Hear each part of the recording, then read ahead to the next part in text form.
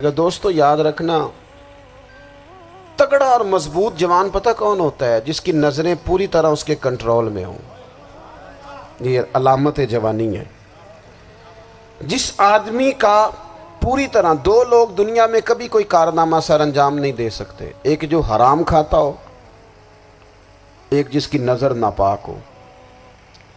محمد بن قاسم جب یہاں آئے تھے نا تو ایک دن بڑے پریشان تھے، تو ایک بزرگ کہنے لگے آپ کیوں پریشان ہیں؟ کہنے لگے راجہ دہر سے مقابلہ ہے اور ہماری فوج تو سندھ کے رستے بھی نہیں جانتی، زبان بھی نہیں جانتی، لڑیں گے کیسے؟ 2-4 دن کے بعد ان بزرگوں کی دوبارہ محمد بن قاسم سے ملاقات ہوئی تو بڑے خوش تھے۔ کہا اب آپ کیوں خوش ہیں؟ کہنے لگے وہ میرا مقابلہ نہیں کر سکتا، میں نے تحقیق کر لی ہے۔ کہا کیوں؟ کہنے لگے نظر کا گندہ ہے، اور جو نظر کے گندے ہوتے ہیں وہ میدانوں میں ٹھہرا نہیں کرتے۔ میدان کے لیے نکلنے کے لیے پاک جوانی کی ضرورت ہوتی، تطہیر مزاج ہونا ضروری ہوتا ہے، پاکیزہ افکار اور سچی اور سچی ستھری سوچوں کا ہونا ضروری ہوتا ہے۔ اس لیے فرمایا کہ میرا مقابلہ نہیں کر سکتا۔ حضرت عبداللہ بن حذافہ کمرے میں تھے تو وزیر کی بیٹی اندر سجی سنوری پہنچ گئی۔ جیسے ہی آپ نے اس کفر کی چال کو دیکھا تو تیمم کر کے نفل شروع کیے۔ وہ ساری رات بیٹھی رہی، رب کا بندہ ساری رات عبادت کرتا رہا۔ عبادت بڑا سہارا ہے، مصلی بڑا سہارا ہے اللہ کے بندوں۔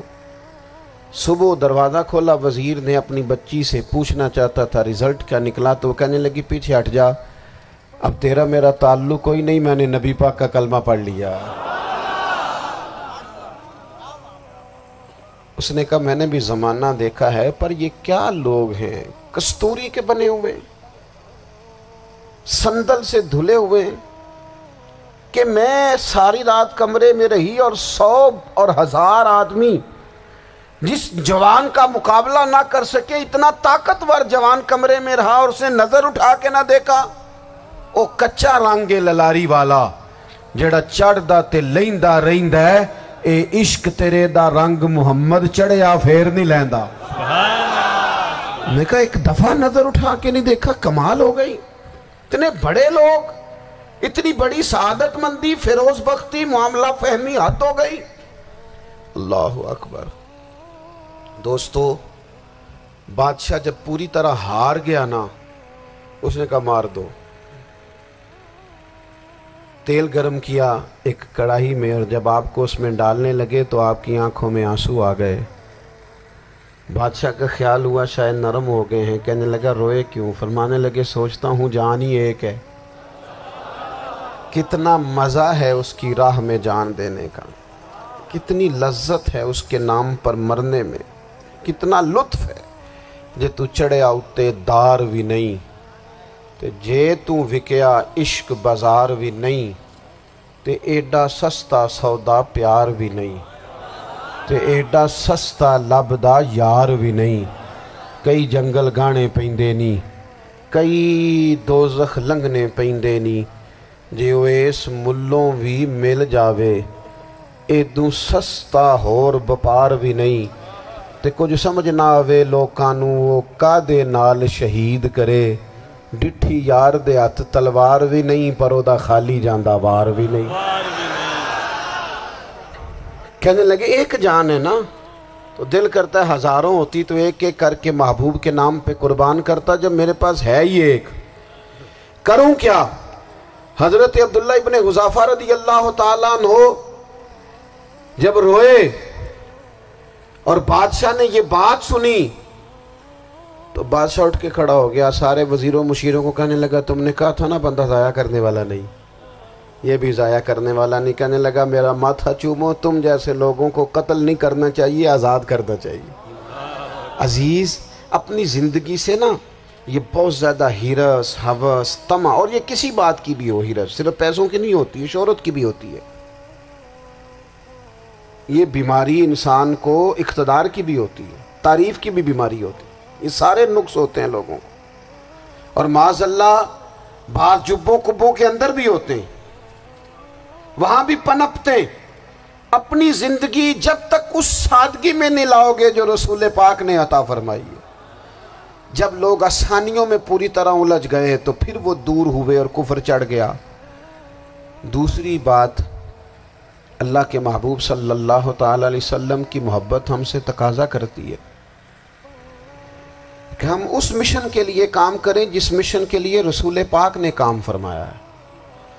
ہم سارے کام بڑے مضبوطی سے، سوچ سمجھ کے، تدبر سے، حکمت سے، تقاضوں کو مد نظر رکھتے ہوئے کرتے ہیں سارے کام۔ دین کے کام میں ہمارا مزاج نہیں ہوتا، او ہو جائے گا جی، آپ بسم اللہ پڑھیں جی، شروع کریں جی۔ آپ تقاضوں کو سمجھیں، چیزوں کو دبائیں نہیں، چیزوں پر غور کریں۔ کسی کے ذہن کی سطح پر سوال ابھرتا ہے، اس کا تسلی بخش جواب دیں۔ اپنی زندگی میں دین کے کام کے لیے اپنے آپ کو وقف کریں، اور دین کے کام کے بہت سارے پہلو ہیں۔ ہزاروں لوگوں کو قرآن پاک ٹھیک پڑھنا نہیں آتا، ہزارہ لوگ ہیں جو قرآن مجید کے مطالب سے آگاہ نہیں ہیں، دین کی بنیادی ضروریات سے لوگ نابلد ہیں۔ میں آپ کو کس طرح یہ بات سمجھاؤں کہ ہزاروں کی تعداد میں طلاقیں اس لیے ہوتی ہیں کہ مردوں کو طلاق کے مسئلے نہیں آتے، انہیں پتہ نہیں ہے کہ مجھے حقوق زوجین کے معاملے میں کیسے چلنا ہے۔ ڈھیر سارے گھروں میں تباہی اس لیے ہے کہ تربیت اولاد کا دینی منہج ہمیں نہیں پتا۔ اپنا حصہ ملائیں دین کے کام میں۔ ایک آدمی کو اگر تو نمازی کرنے میں کامیاب ہو گیا، تیری زندگی بدل گئی۔ وہ دین بیزار لوگ جو ہمارے بیچ بیٹھ کے ہماری نوجوان نسل کو پگڑی اور داڑھی کا نام لے کے بنیادی طور پر دین سے دور کرتے، ایسے نوجوانوں کو دین کا پیغام محبت دے کر دین کے قریب کرنا ہماری ڈیوٹیوں کا حصہ ہے۔ ہمیں ذمہ داری کا احساس کرنا پڑے گا، ہمیں یہ خاص قدم اٹھانا پڑے گا، توجہ دینی پڑے گی۔ مساجد، مدارس، میں آپ سے عرض کروں، اتنی ڈٹ کے مخالفت ہوتی ہے نا مدرسوں کی، اتنی ڈٹ کے۔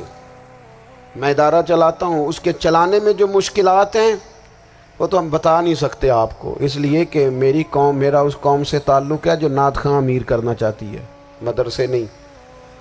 ہاں، نقیب خطیب پیدا کرنا چاہتی ہے، شعر و شاعری کی زندگی کو پروان چڑھانا چاہتی ہے۔ فقط ہمارا ان لوگوں سے تعلق ہے جو لاکھوں کروڑوں روپیہ محافل پہ لگائیں گے، اور قاری صاحب بیچارے اگر مسجد کا کوئی ہونے والا کام کسی وقت بتا دیں گے تو وہ بڑی مشکل آ جائے گی ان کے لیے۔ یہ کیسے ہو سکتا ہے، آپ نے یہ ڈیوٹی بتا دی؟ مدارس، اور جتنا اہم رول دین کو پھیلانے میں مدارس اسلامیہ کا ہے، اتنی زبردست، لوگوں کا خیال ہوتا ہے میری طرح کے لوگ شاید کام کرتے ہیں، ڈیوٹی کرتے ہیں۔ یہ 10-15 لوگ آپ کو نظر آتے ہیں جو آپ کو کہیں میڈیا پر یا ادھر ادھر ڈیوٹی کرتے، مخلص لوگ اپنی جگہ پہ، وہ بھی بڑا ہی کام کر رہے ہیں، جو میڈیا پہ آ کے بھی اخلاص سے اور درد دل سے کو دین کی، ان کی بھی کسی بات کی حوصلہ شکنی نہیں، لیکن ہزارہ اساتذہ جو مدارس میں بیٹھ کے پڑھاتے ہیں، جنہوں نے وہ سارے لوگ تیار، آپ سمجھ نہیں سکتے کتنا بڑا کام۔ حفظ کا استاد جو ہوتا ہے نا، اس کی ڈیوٹی 24 گھنٹے ہوتی ہے، فجر سے پہلے، اور اس نے بچوں کو اٹھانا ہے۔ تنخواہ تو ہم انہیں دینا نہیں نہ چاہتے جی، تنخواہ نہیں دئی دی انہوں نے، ہمیں مولوی امیر نہ ہو جانا، مولوی نو تے سوٹ بھی 27ویں والی رات دے ہے تاکہ کدھر سوان کے عید والے دن پا نہ لوے، چونکہ 27ویں تو بعد تے درزی پھڑتا ہی کوئی نہیں، کیوں حضرت ایسا ہی ہے نا، اس وقت تو نہیں نہ لیتا۔ تو ہم چاہتے ہیں مولوی ہماری مرضی کے ہماری طرح کا سوٹ نہ پہن لے۔ مدارس کی مضبوطی، آپ یہ دیکھ لیں، یہ صلاح الدین ایوبی کا تعلق بھلا کس چیز سے تھا؟